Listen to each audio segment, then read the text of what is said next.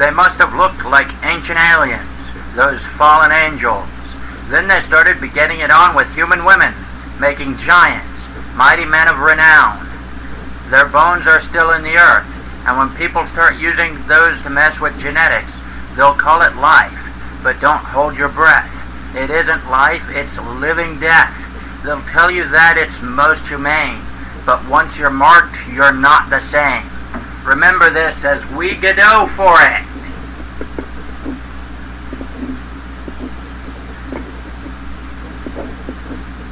And as always, I'd like to remind you people, especially those in the northern hemisphere, to be careful of this heat. Even if you don't have central air conditioning, you can always get it under a fan. And speaking of fan, you can become my fans on patreon.com/planetkiller, or you can watch my vids at, well, right here. I guess you're already here. So, that's not mine. No, that's definitely not mine. Okay. Personally, I think that if the code's under certain permissive licenses, such as the code in the Godot examples being under the MIT licenses, then it is perfectly fine to learn from them, or even copy a few lines from them for yourself. Personally, it's not creative writing, it's creative rewriting. So this is from the little hexagonal game demo. And in the script they have their whole kinematic body 2D, Control A, Control C. I'm just going to go ahead and show you this. I want you to know I did not write this. It was originally written by someone else. One of the people from the Godot team. Basically, motion speed, function, fixed process, delta, bar motion equals vector 2. You can really see all of this if you download the Godot demos and look at the hexagonal demo. Basically, we're using move. So let's look at mine. I'm pretty much using move vector 2, 1, and 0. So let's go to 2D. Now I've changed my rigid body 2D to a kinematic body 2D.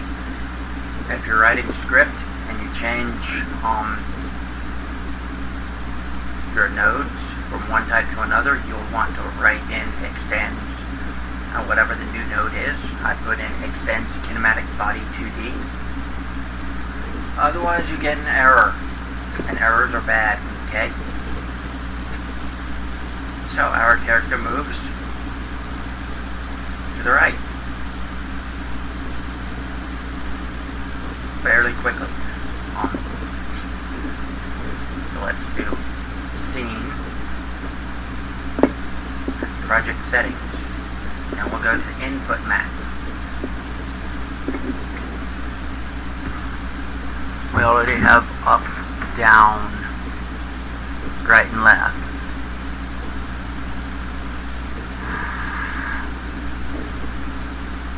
But, let's see, I'm going to do an add.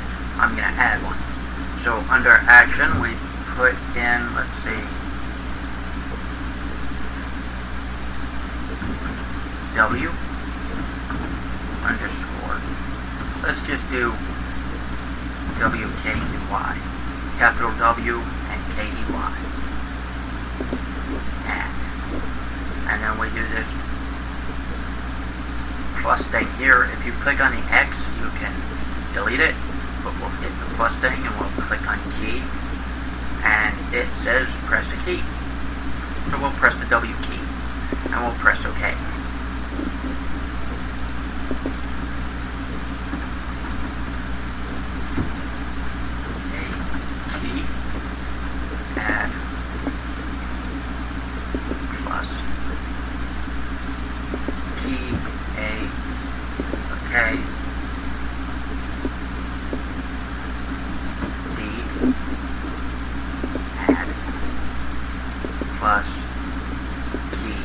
D, okay.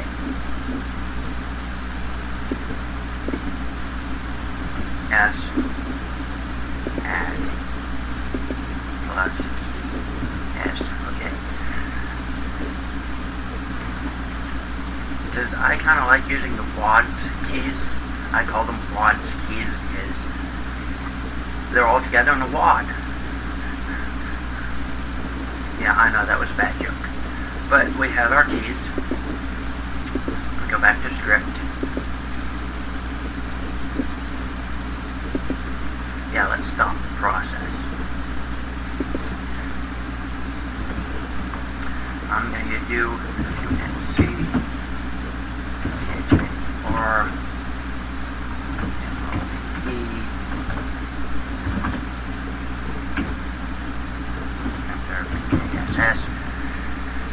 pass is really good if you don't want to deal with those red lines of annoyance. And you can keep it there. It doesn't really matter. And you can use pass to kind of as a break function, almost. I'm pretty sure it has break too. Break me off a piece of that Godot script. Never mind. Wow, that one was bad. Okay, if put dot. What was it again? Is action pressed. Is action pressed. Oh wow. Godot's 1.1 autocomplete is about 10 times better than 1.0's. It's fantastic. I enjoy it immensely. It's gonna spoil me. It really is. It's just gonna spoil me. And then we put in our closing parentheses. You can also do var W key equals input is action pressed, and then use that as the boolean. And we don't have to see if it is true, because if true. Yeah, I know that's confusing, but it does make code a little bit shorter if you don't have to use equal true, because if you're just looking for something to be true, just asking if it exists tells you whether or not it's true. And we'll do move vector 0, 1.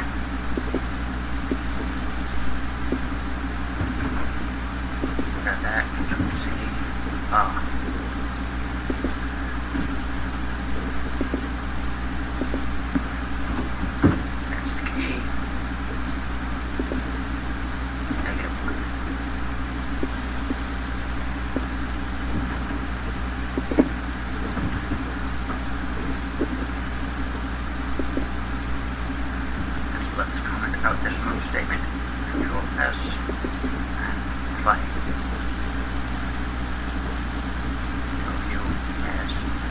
Well, we got it reversed, yay! But we have a character that's moving. And the great thing about kinematic body, even though it says rigid body, I should change that, is that it will stop when you hit a wall. Rigid body, some of its settings don't.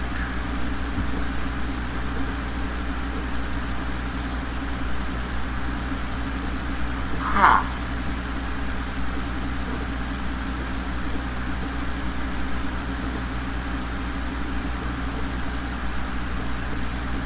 That is very, very interesting.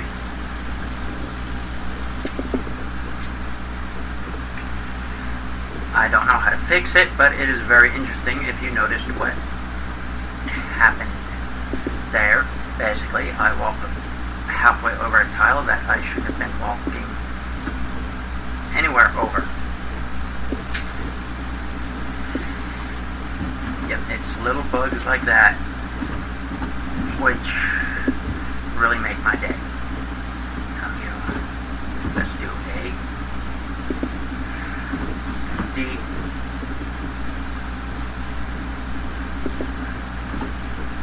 let's do this one, -1, this one, 1, this one, 0. 2D is actually easier to deal with than 3D, just because there's one less vector to worry about, but there are some cons, because you pretty much have to either use 3D to 2D, or animate your character from the ground up, or have a character that doesn't need to be animated. I mean, it's fine if you're doing asteroids or something, that's pretty cool, but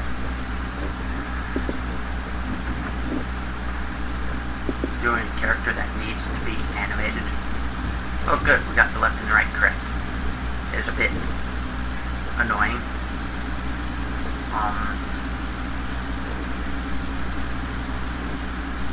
Personally, since my character is going to hold a lot of items, I would either have to do animation frames for each of the items held, or do something genius, which I'm probably going to do something genius. I know that in a lot of the games, such as Harvest Moon, the character doesn't actually hold their tools. They use them whenever they use them. Wow, that's weird. Okay, there, I'm stuck. I'm not stuck. Yeah. I'm wondering something.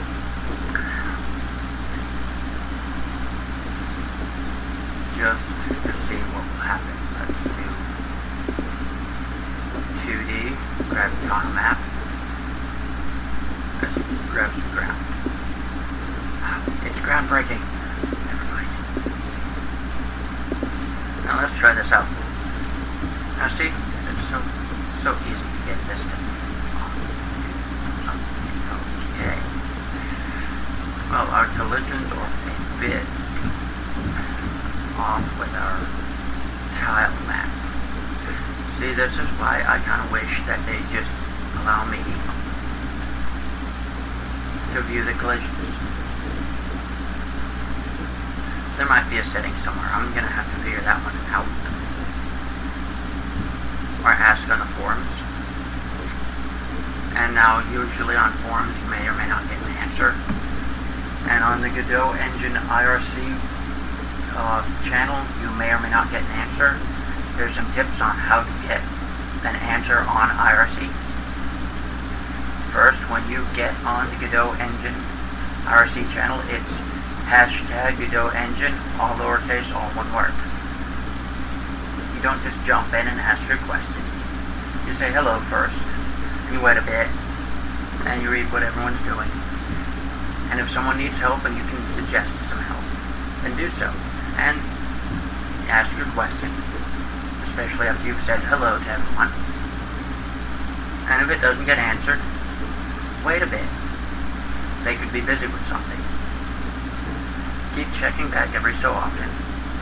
And if not,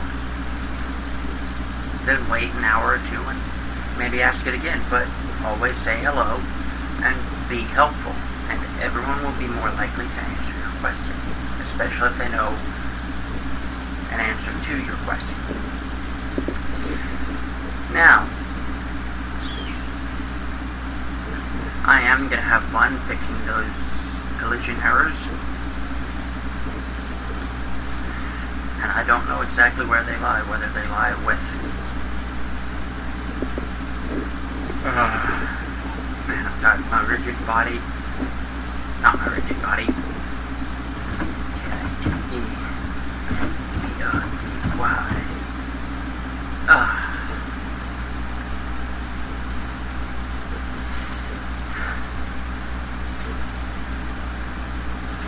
If any of you ever watched an anime called Fairy Tail, I think episode 250. no, somewhere before 215 was really creepy. It was so full of cancer. It was horrible. Anyway,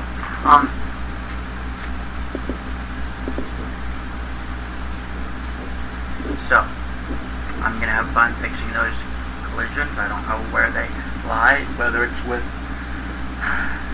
the kinematic body or the tile map. Personally, right now, I don't care. Let's... Oh, there we go. Do a bit of a GIMP tutorial right now. Yeah, right here, right now. Layer, new layer. Okay.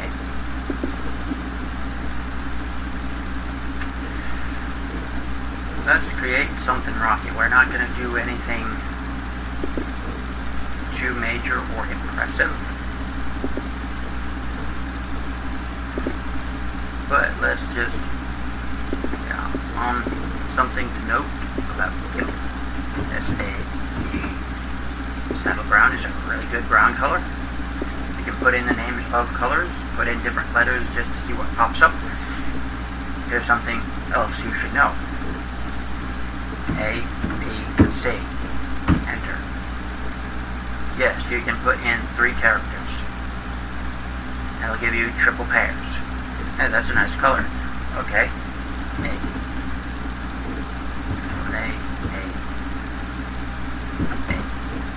It doesn't work with only 2. A. And it doesn't work with 4, but A. That's a nice gray. Okay. S.A. Saddle brown. Because brown and chocolate just kind of look reddish to me, but saddle brown is a really good color. Okay, we've got our pencil. Let's just pencil this in. Filters, recently used. Let's do noise, red, green, blue noise, correlated noise. Okay, filters, blur, filters, map. I'll map it against itself.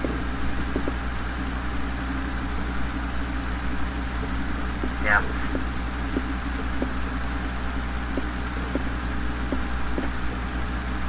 32 elevation. Let's do another 32.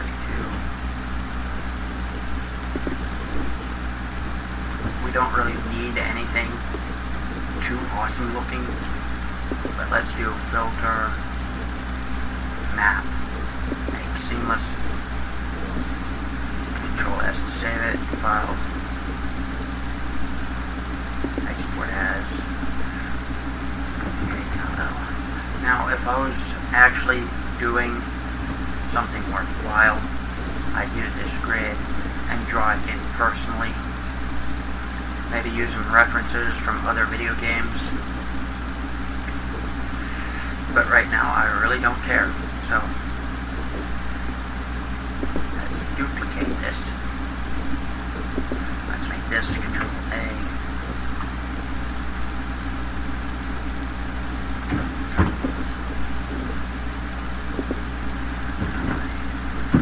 No, it should be in this size. Okay. Layer, new layer. Okay.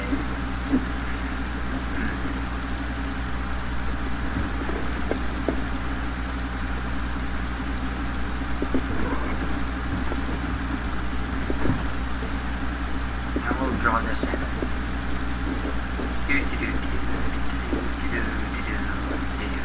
Okay.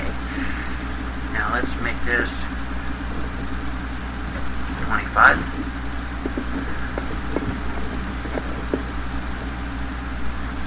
Let's do 3, 3, 3, 3, 3,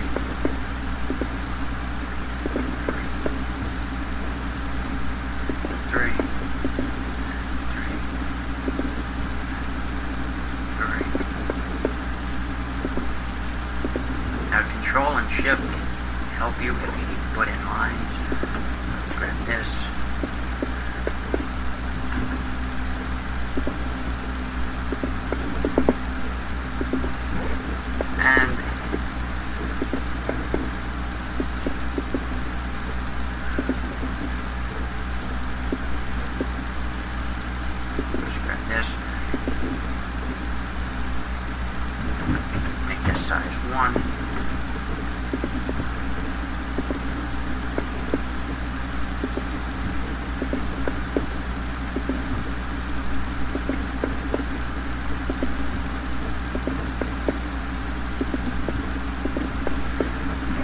know it doesn't quite look like stairs, but it's stairs. Let's remove the grid. Kind of does. Not really. See why I'm hesitant to do two-dimensional stuff.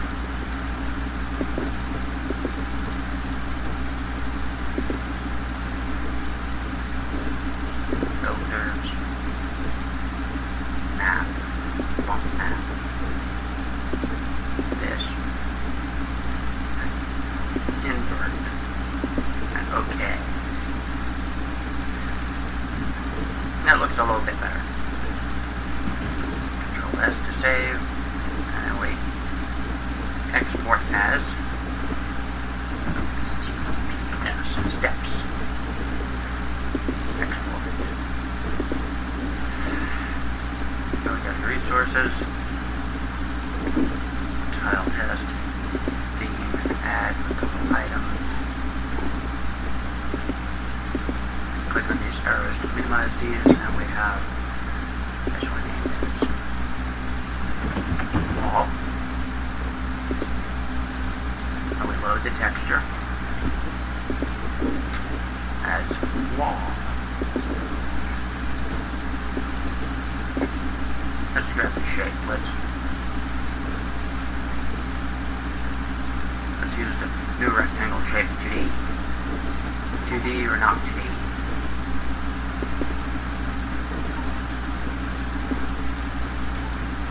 Or not. Okay, I went a little far that time. STPS, because I'm taking them. Never mind. Load texture as steps.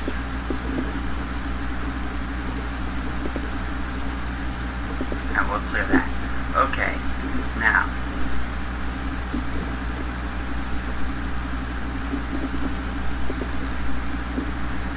Control S, resource, save resource, tile map.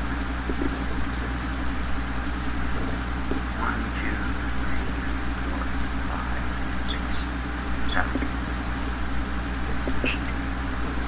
1, 2, 3, 4, 5, 6, 7, 8.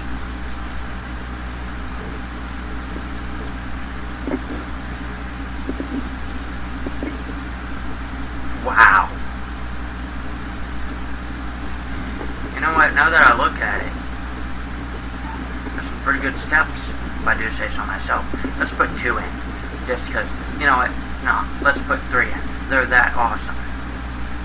Now, wow, it even works there. Okay.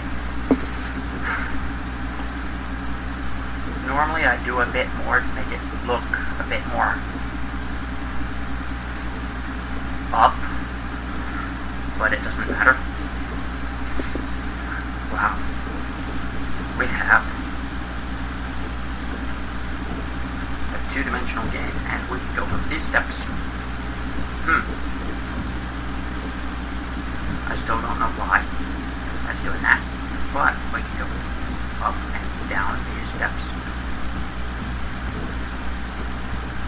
which is nice. More or less. We have,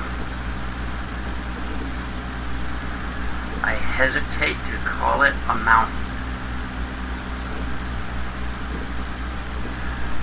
More like we have rocks in the way of our path. But it looks good. The steps look okay.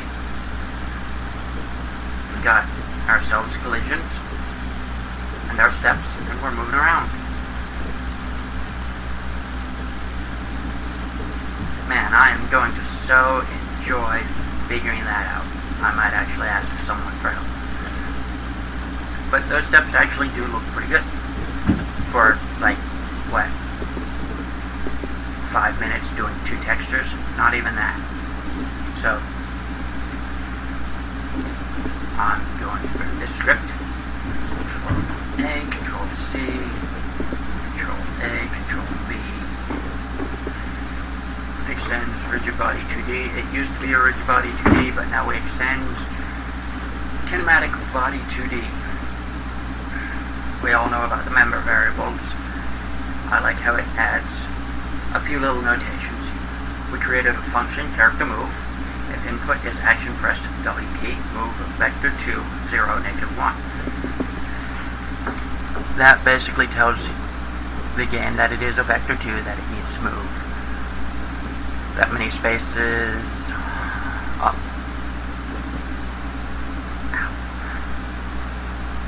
If input is action pressed S, we move down. Because in Python you can just put things in parentheses, brackets, braces, whatever.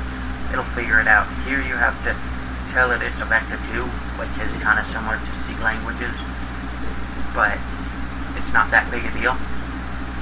It actually makes it a little bit more readable.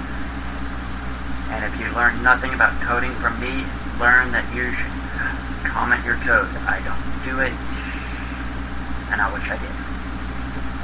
And then if input has action pressed A key, we go left, and for D key, we go right.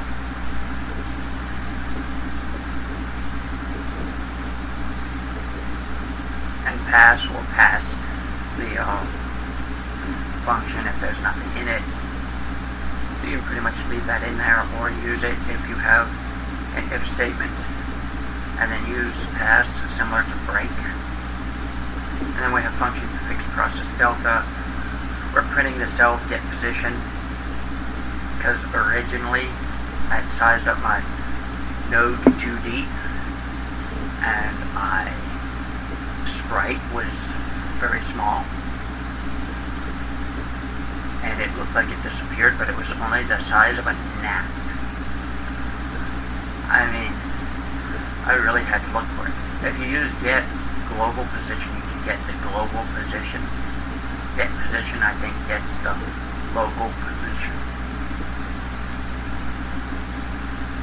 A nice little tip is if you want to have a character going into a cave or a building and you don't really want to swap to a separate scene, you can just create the cave in another farther away part of your scene using a tile map. And then when they go to a door or the opening of the cave, you can teleport them to a new position inside the entrance of the cave in the same map. That way if you're like, oh, I'm gonna have to keep swapping between maps, no, you don't have to. In fact, there was a game, I think it was called Eternal Lands, I'm not entirely sure. The objects were created in Blender 3D and it was an online game, and they did that. Sometimes when you were on the map, or inside a small building, you could see edges of a nearby map or nearby building. It is a neat trick to remember. So we have our velocity, get linear velocity. That was earlier code, I commented out the move statement that I was testing out. And now we're just doing character move in a fixed process. Move local X, I think, was originally for the rigid body. Set linear velocity was for the rigid body. But basically we're just worried about character move. And then when the function ready, we set the fixed process to true so that it's running every frame and our character can move around. So now you learned a tiny bit about doing stuff really shoddily in GIMP. Sorry about that. And about doing a very, very quick 2D game and a little bit about tile maps and collisions. Hopefully I'll figure out what was wrong with that collision, and I might actually tell you next time. And I guess that's it for this one. And I'm actually hoping that... Actually, I'm hoping that someone will either give me some good comments or subscribe. Then you'll get access to all my videos as I upload them, and you can listen to my sweet, sweet voice.